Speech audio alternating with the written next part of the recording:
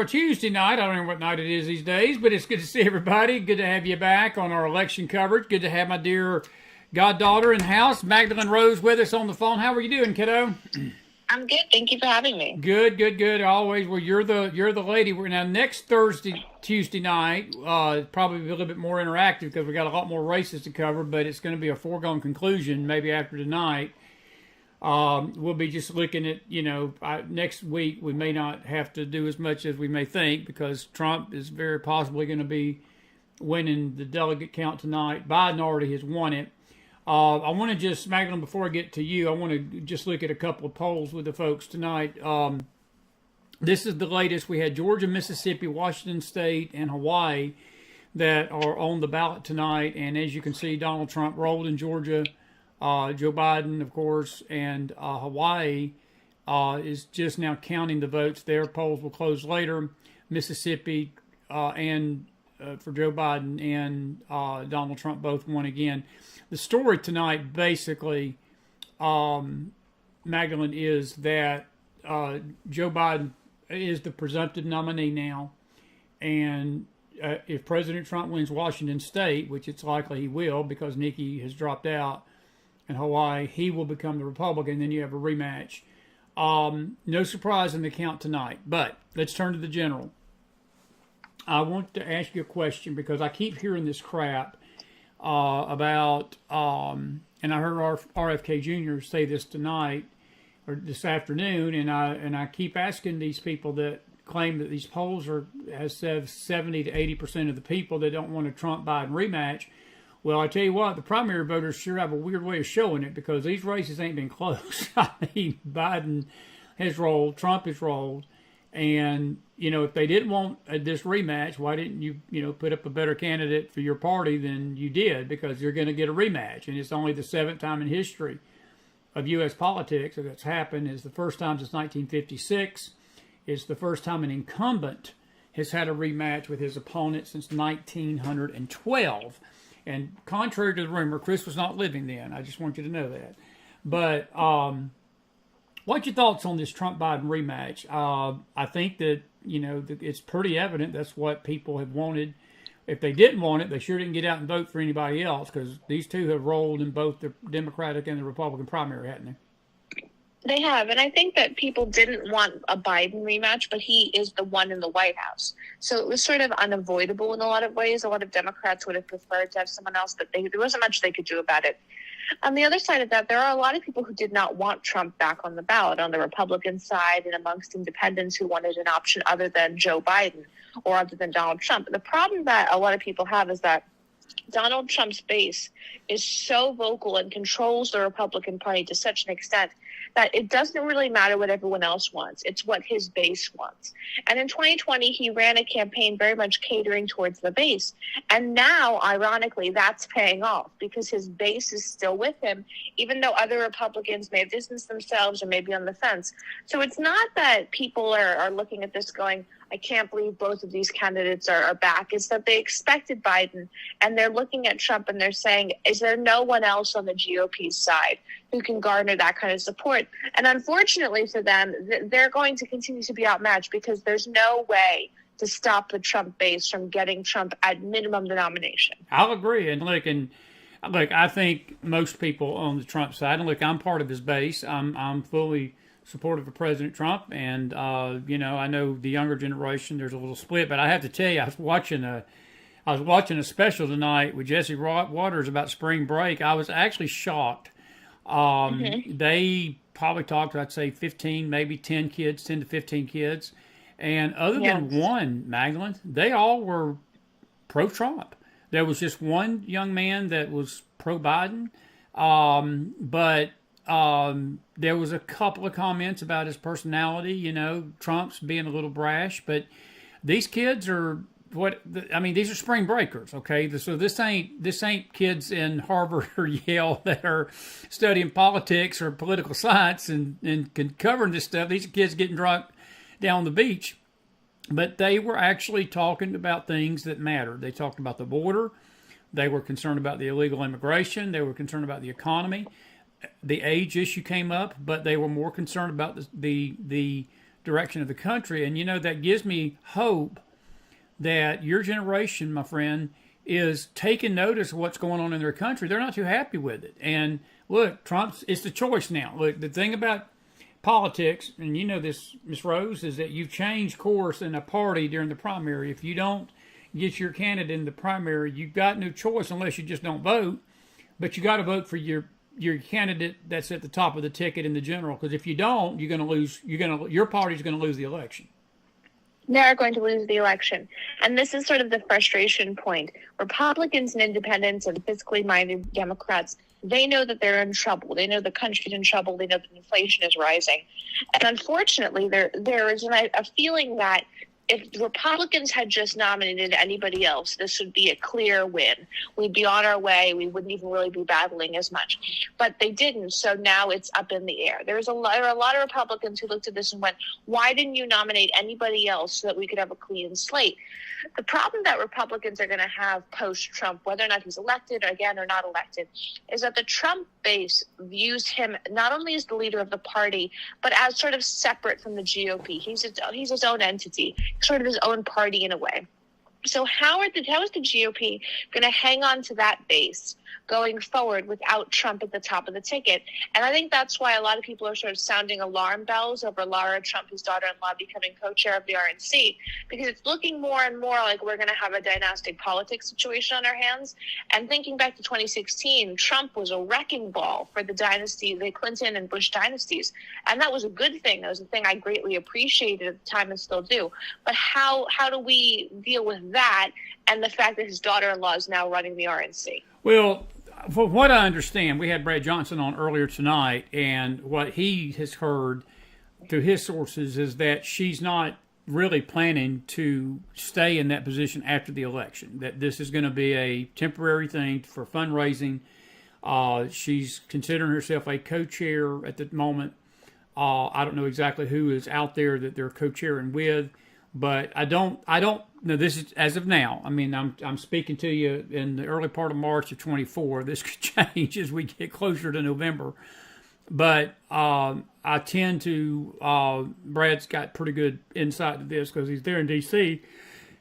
area, and he's heard that. And that's one reason why he was actually not too upset with her being over the RNC, at least this election cycle. So let me ask Mahgdalen Rose this, if that's the case, are you okay with her at least being there temporarily? And then, again, I think, look, what you're saying, kid, is exactly what I believe the Republican Party needs. We need a clean slate come 2028, okay?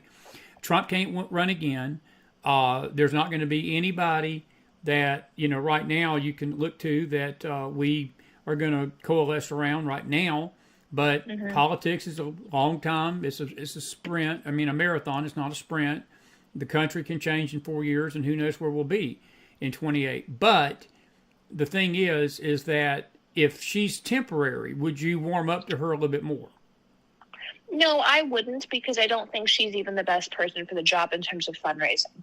I know that there's an idea that you can't trust, that the Trumps can't trust anyone who's not a Trump.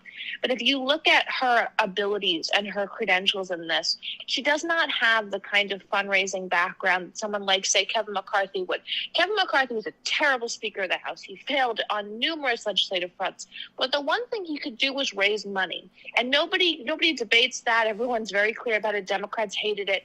So if Trump wanted somebody there to solely raise money and to have his back in terms of that, Kevin McCarthy is a much better choice for that. And Kevin McCarthy would have taken that job. So I think that Lara Trump, it's a wasted opportunity. If the Trumps want to have an inside person all the time to protect him, I get that. It's a vicious place in politics, especially at the RNC. But to pick somebody whose main qualification is being a Trump doesn't make sense to me when you have this much on the line.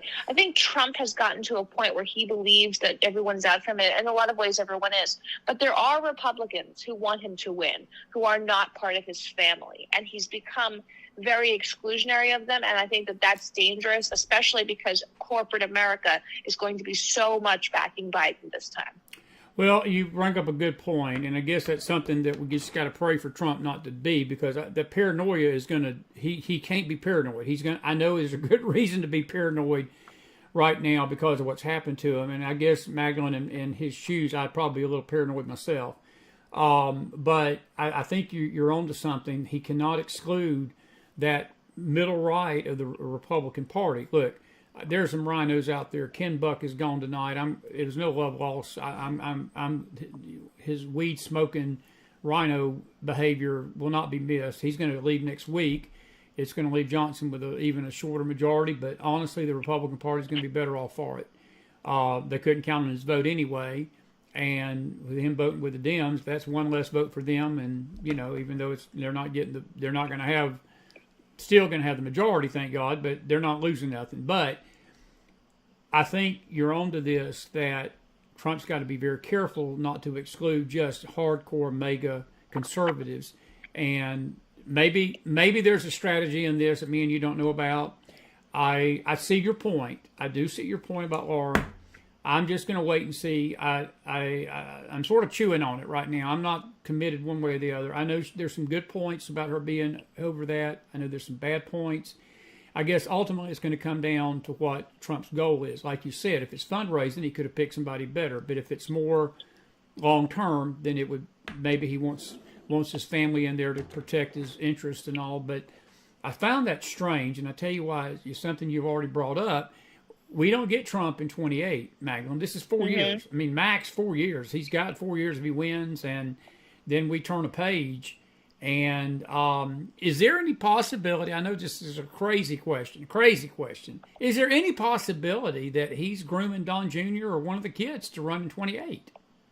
Yeah, I definitely think there is. I don't think it's Ivanka. I don't think it's Tiffany, but Don Jr. or Eric, whichever one wants it more, wants that position.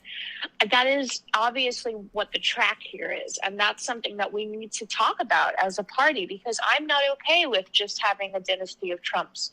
That's not the point of American politics.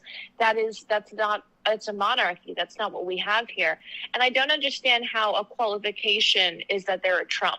If he wants to have them as surrogates, if he wants to have them even at the RNC, I can understand that. There's no legislation there. They're not protecting the interests of the American people on a legislative or legal level. But to have them obviously being groomed for this, it's odd to me. And one thing we don't really discuss a lot is the fact that the Trump family in and of itself doesn't do a lot of outreach to bigger voting groups outside of major elections. There isn't this infrastructure that the Bushes had where they put themselves into the community and became these big icons. That doesn't really exist like it did for the Bushes in Texas or in Florida, or even the Clintons in Arkansas. The Trump family sort of exists in the national headlines. So to groom one of the boys to be the next presidential candidate, it's a very dangerous thing, because they're not going to have built-in community ties the way Trump did, even in New York or in Florida. In a lot of ways, they are sort of nomadic people. And I don't see why we don't discuss that more at this point when we can see it's obviously coming down the road. Yeah, you're making some great points. And I think people that are listening to you tonight with an open mind understand what you're saying. I know that, again, the hardcore mega people are not going to buy into that because they want a Trump dynasty. And I tend to believe you've got more wisdom in this, because Magdalene, look, I love President Trump. He does a lot of good things for the country, but I've seen Don Jr. in operation. I've seen Eric. They're not their dad. They're just not their dad. I think that, again, I personally would like to see the Republican Party clean house in 28 and find a conservative candidate like Trump, but have him be a fresh start for the party, a new direction, because we've got to do something. And look, if we lose this election, my God, I don't even know if we're going to have a nation in 28. I mean, this election in 24 is so important. And I mean, it's scary. Are you getting any kind of feedback from your age group as to the enthusiasm level of Biden versus Trump? Is it about even, or is Trump? Because I saw enthusiasm in these kids tonight. I was actually encouraged by Jesse Walter's interview with these spring breakers. Are you seeing the same thing? No, I don't really see that. I see an idea that Trump is better with the economy. And if you talk to most young people who aren't brainwashed, they will admit that Trump is better with the economy. It's not something that they begrudgingly say either. They're like, yeah, Trump handled the economy better. Yes, Trump handled foreign policy better. The problem that happens is that young people go in with that knowledge. They understand it. And then in the process of the election, their fear about whatever issue is number one for them, whether it's climate change or abortion, it gets exploited. And they turn into people who vote against their own interests. And Republicans have to be really careful because over and over again, we've fallen into this trap, as you well know, of saying, oh, Trump's going to win 30% of the black vote. That was never going to happen. But yet certain people push that idea. And we get in this place of not going after the voting areas we need, like suburban women or college educated men who are in trades, because we're focusing so much on trying to get people who are never going to vote for us to vote for us. And that's one of the areas with young people. The biggest problem Biden has with young people is that he has not solved the student debt issue. Even though he's canceled some of it and it's always at the Supreme Court being debated, he hasn't solved it like he said he was. If Trump wants to have a real shot with them, he should be talking about student debt and talking about how to combat that, or at least giving us his plan for it. But being silent about it risks him losing even more support than he already has amongst young people. Yeah, well said. Well said. Hope that trend will change. Joe Biden's situation is weird. I really saw the Democrats cutting him loose before this convention, but it's evident they're not. I mean, they're going with him all the way. Smart move on their part, or do you think there's some more sinister things behind that decision? No, I think it's a smart move to go all in with Joe Biden, to be behind him, because honestly, why would you not at this point? When we had the terrible, despicable midterms that was supposed to be a red wave that turned into a red trickle, and you've seen the Democrats win ballot initiatives like in Ohio on abortion. They routinely win elections. They may not win in terms of approval ratings or getting anything done for the country, but when it comes down to the voting of things, they're winning overtly. So I don't know if that's because of Joe Biden. I don't think so. Or if it's because of his team or just the way the DNC is working right now. But they're seeing success after success. We're holding the House of Representatives by a razor-thin majority. And then we voted out George Santos in New York, and he got replaced with a Democrat in a special election, I believe. So why not stay with Biden if they're yielding such great results? They didn't win this much under Obama. They're certainly not going to give up Joe Biden at this point. Crazy world, isn't it? Just absolute crazy world. Where does all this leave us tonight after this? I know it's pretty clear that Trump and him will have both the nominations wrapped up. Biden already does tonight. You're going to have the longest general election. What are some themes that you see are going to happen starting tomorrow if Trump goes ahead and takes the nomination tonight? Well, I think the discussion around the VP pick is going to pick up even more. And it's interesting because you see names like Katie Britt, and her State of the Union response, I don't think helped her in terms of getting the VP spot. But you see names like that, Tim Scott, even Ben Carson being floated. J.D. Vance, I know from my own sources and things, is someone that a part of the Trump campaign is really pushing because they believe ideologically he's very close to Trump and that they would have good chemistry, sort of a younger version, more youthful energy. Then Vivek is being pushed. Trump has to decide who his vice presidential nominee is going to be. Because one of the problems with Trump is that he is much older, just like Biden, which is fine, and that he is also under siege all the time. So the thing that Trump has to do with court cases is that he has to pick somebody who is not someone people want to see as president, but who could be president because of the court cases that are against him and because of the constant onslaught from the left. That might end up being someone who you and I might view as a little more boring, like Tim Scott, because there is safety for Trump in picking a more boring vice president than picking somebody like Vivek or J.D. Vance. I was going to say, I hope he doesn't go with the social media darlings. I hope he stays with somebody pretty much settled, seasoned. Tim Scott ain't going to, curl your toes by his energy, but he's a seasoned politician. Kristi Noem, I had your sweet friend on last night on the network, and she was, very encouraged by Kristi Noem. She feels like Kristi Noem has got what it takes, to be his number two. I know, you mentioned that politically they don't do anything for him. I got to ask you a question. I heard Marco Rubio's name come up yesterday. Have you heard that name come up? Yeah. I think that that's a possibility, especially because Trump has obviously been in contention with Ron DeSantis.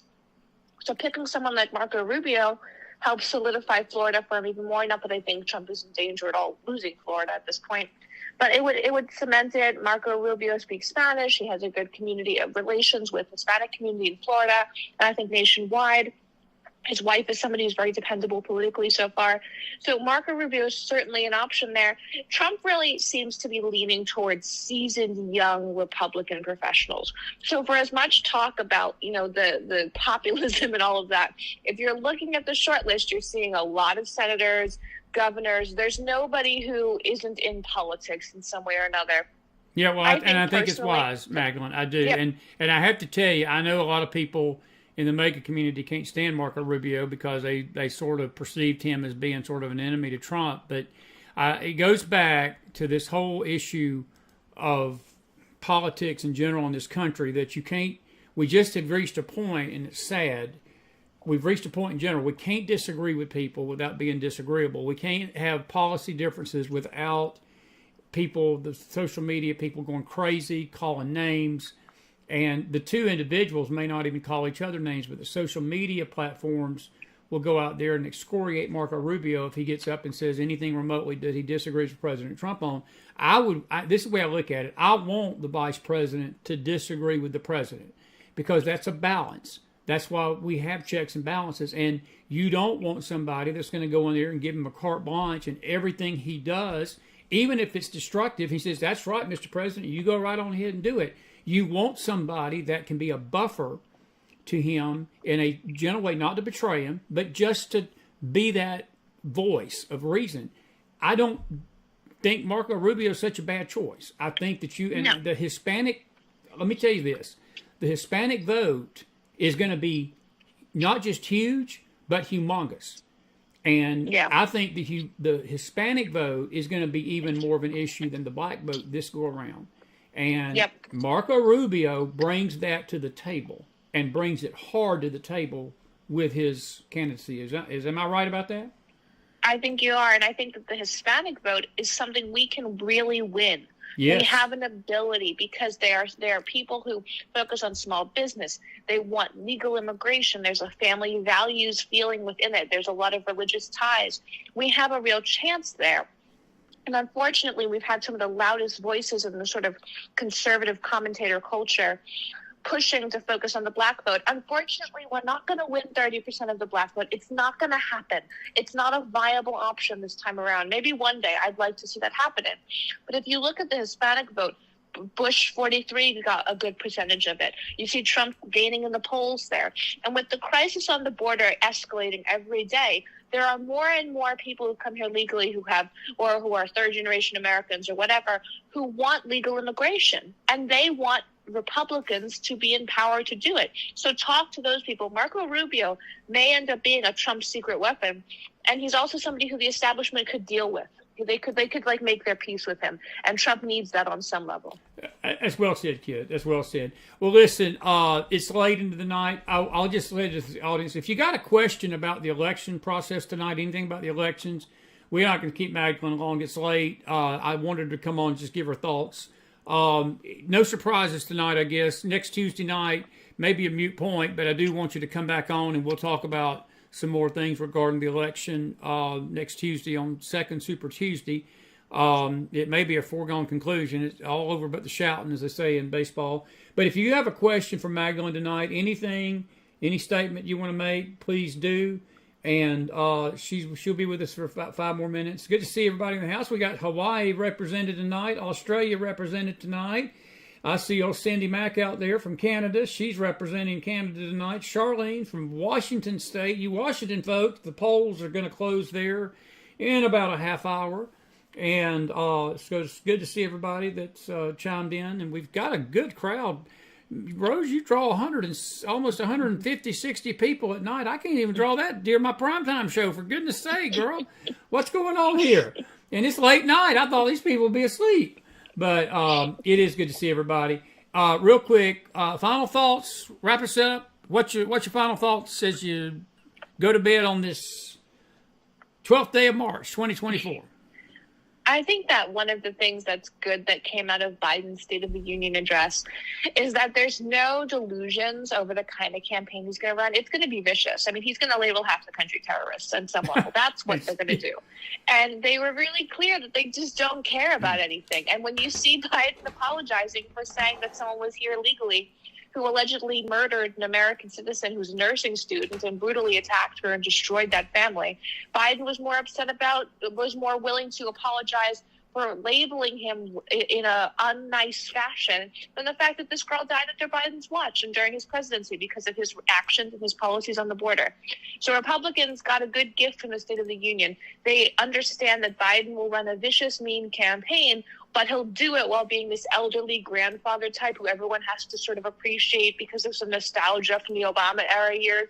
So knowing that going in, it's helpful for Trump because this might be the time where Trump comes across as looking more positive than the Democrats. I got a question for you. I got a weird question for you. Mm-hmm. Do you think he's faking this Alzheimer's crap? No, I wish I did. I think that if anything, they boost him up, they make him more cognizant before these big speeches, because if you look at him on a day-to-day level, there are times where he messes up that doesn't even help him.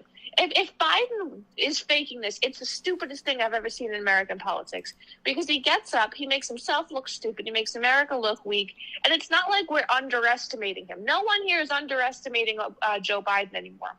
We look at him, we know that he has a political machine behind him. He has a lot of corporate America and their marketing and branding people behind him. So if he's faking it, it's the worst political advice ever given. Well, I have to tell you, it's amazing how cognizant he is when he's calling us terrorists, but he's an Alzheimer's patient when he's having to define illegal and not illegal. So I'm just throwing that out there, and we'll see. I know I'm a cynic. I'm sorry. I'm older than you, and I'm so cynical. So that's why I bring you on, to get this breath of fresh air and this perspective that, you know, the world, everything is not so bad, McDonald. And but I'm just a cynic. I think he's messing with us. I mean, I just do. Maybe I'm wrong. But hey, I get one quick statement I want to run by you before you go. Joanne Griffin, and I'm glad she brings this up because it's a good point. She said, it is amazing how fast they're counting votes tonight. And it's amazing how they slowly couldn't count the votes on general election night in 2020. Isn't that amazing to you? It's a good point. And I think it's a good point. That's sort of one of those things where we think about where we're like, so we had to wait 4 days to know in Arizona, but tonight you've got it all down. And that's going to be something Republicans have to keep an eye on, because this idea that, you know, there was all this fraud and everything in 2020, if that was happening under Trump, what is happening under Joe Biden? And that's something we have to keep an eye on, because if they were able to do stuff under Donald Trump, I fear what has been permitted throughout the Joe Biden presidency.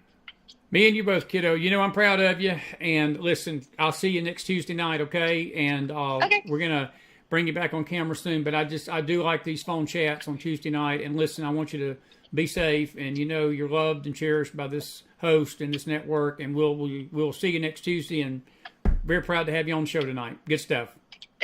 Thank you for having me. Have a good night, dear. Take care. Bye. Good night. Magdalene Rose, everybody. Put some fire in that house. What a good kid. And she is absolutely a best. And I've always been intrigued by her perspectives, because it sort of keeps me in tune with these young people, because folks, this young block is voting. These young people are voting. I watched that segment tonight with Jesse Waters, and I was shocked, honestly. I thought it would be nothing but a Trump bash and profanity laced blank Trump, and it wasn't anything like that. Most of these kids, they were talking about issues, and there was one young man in particular, the interviewer asked him, he said, what has Joe Biden done for the country? And he said, basically destroy it with about 100 million illegals. Not quite 100 million, but about 20. There's been about 20, and there's probably more than that here. We got a handle on it. There's no telling how many are out there. And Magdalene was right. There was a lot of comments about the economy. These kids are having struggles getting jobs out of college. We adults are having trouble getting adult jobs out of college and out of this workforce. And Unemployment jumped up last month. The media was silent about that. They haven't mentioned that. They're going to hide this. The media is the absolute enemy of the state. I was talking to Ricky last night about Victor Davis Hanson, who I believe is one of the most powerful authors other than Mark Levin and Peter Schweitzer. They do. Victor Davis has got such a powerful perspective about this situation in the country constitutionally, as does Mark Levin. Mark tends to be, I think, a more showboat than Victor. Victor don't really care about the spotlight, but I like them both. But I was listening to him and Mark Sunday night. They were talking about the future of this country. And, Victor's right. He's got a book that's coming out here in a few weeks called The End of Everything. And I think we probably underestimate how much this young generation they're thinking about it. They're thinking about the future of the country that we're leaving them. And I hope that bodes well for President Trump. I hope that bodes well for the Republican Party. I'm still out with the jury on Laura Trump being head of the RNC. I see Brad's point tonight. I see Mahgdalen's point. I'm somewhere in the middle. I don't want a dynasty. I don't, whether it's Trump or anybody else. And I know people out there that just absolutely love Trump. They say, well, what's bad about a Trump dynasty? You don't want a Trump dynasty. You do not want a Trump dynasty. The country would never. It would be this conflict, and folks, if the right is going to scream about the Bush dynasty as being bad, or the Clinton dynasty being bad, or whatever, or the Kennedys, it's a great example because the Kennedys had that dynasty for many years. Every one of them was in politics, and they've got RFK Jr. running as an independent tonight. We can't have it both ways. Then we should take a look at ourselves and realize that it's no better for us to do it than them to do it. And I think my personal opinion, this is Chris's opinion, nobody else's, I think Mahgdalen's point about cleaning the slate in 28 is wise. Let's worry about 28 4 years from now if the Lord is still not tarried, if he's tarried and not come. I'm worried about 24. I'm worried about 24 tonight. I ain't worried about 28 because I'm not sure we're even going to be here, just to be frank with you. And I'm just being honest with you tonight. Let's see. I had a few comments. Jay, good to see you. He says, I think the Dems scream from the gills at great economy. All I see is vacant businesses for lease and people getting laid off. That's the truth, Jay. Wayne Wiley, good to see you. He says, I think Ben Carson would make a great vice president. Hello to you, South Georgia friend. Wayne, I disagree with the Ben Carson. I don't disagree with the South Georgia friend part. You are my South Georgia buddy. You're from my neck of the woods. I love Ben Carson. It's nothing personal, and I've said this many times on the network. I don't have any angst against Ben Carson. I don't. I've seen his name come up quite a few times, and I don't think the energy is there, and I don't think that just my opinion, Trump would run over him like a truck. And I really, when I first saw the report yesterday about Marco Rubio, I sort of took a gasp and I was like, whoa, would Trump even consider that? And then the more I've chewed on this and slept on this today, and I heard Mahgdalen tonight make some great points why he would make a good number two. I think Marco Rubio would be not a bad choice. I'm not a big fan of J.D. Vance.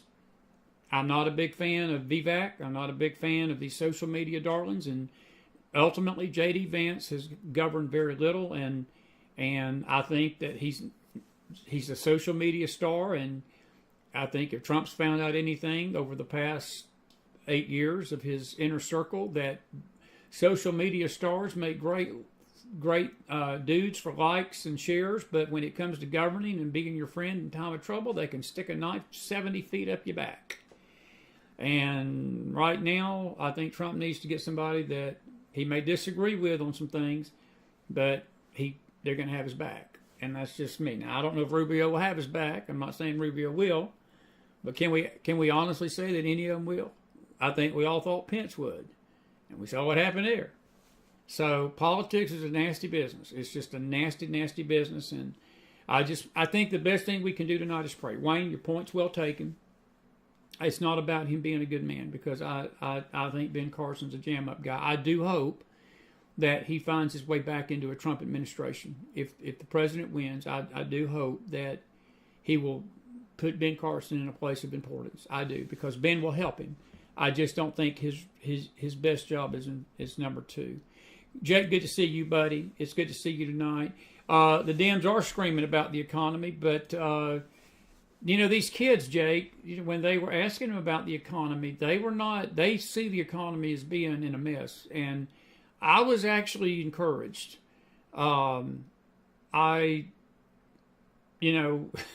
Spring break is a distant 100-year memory for me, because that was high school days. But I actually was impressed with some of these kids tonight, and it lets me know they're at least thinking about it. They may not have a clue what's going on, but at least they're thinking. At least they're thinking. And that's ultimately all we as adults can hope for. But I tell you one that has a good idea what's going on, and that's Mahgdalen Rose. And as a close tonight, I want to thank her for being with us tonight. She's such a precious kid. I'm so grateful that I reached out to her about 3 or 4 years ago. It's been 3 or 4 years now, and talked about coming on the show, and we've been friends ever since. And she's taken more of a role in the network here this last year, and she's going to be our election go-to person every time we have an election. Talk to her, and she's always good, and I appreciate her and her family. I really do. They're precious to me, and they know that tonight. Listen, I love you. Happy 22nd birthday. It's almost over with, and he's probably in bed, because I know him. He goes to bed early. But my 22-year-old Caleb Joseph McDonald turns 22 today. Woo! I feel old. That's my youngest. And I've got 2 other birthday boys lurking. We'll mention them this week. But the boys McDonald are celebrating birthdays, and we started the first one today. Caleb Joseph, happy 22nd birthday to my kid. And I love him too. And we love you all tonight. Thank you for being with me today. Hope you enjoyed Brad Johnson. Hope you enjoyed Miss Mahgdalen Rose. I appreciate y'all being out there tonight, Facebook and YouTube. I will see you in the morning on the Bible study on the Faith Network. We got some good stuff to talk about tomorrow, so be with me there. Now, tomorrow night, Vijaya Nagrapati Roar out of India is supposed to be with us on our Faith Chat tomorrow night. And if we can't work that out, we will have we'll definitely have the Faith Bible study tomorrow night, but we'll put Vijaya on another night. But if it's not him, we won't have a Faith Chat, but we will have a Bible study tomorrow night on Wednesday. So be with me for that. Have a good night out there, everybody.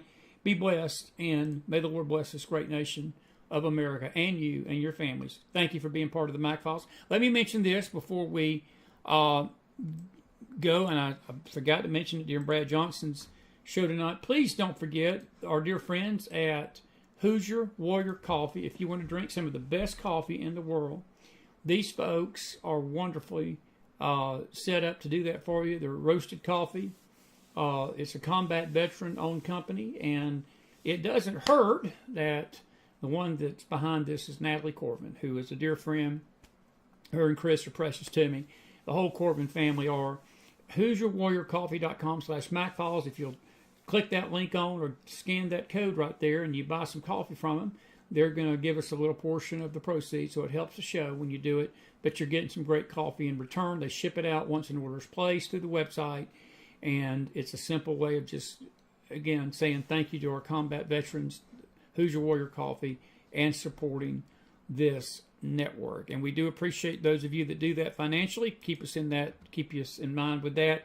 And listen, have a good night, everybody. I'll see you in the morning. Bible study time on the Faith Network. Good night.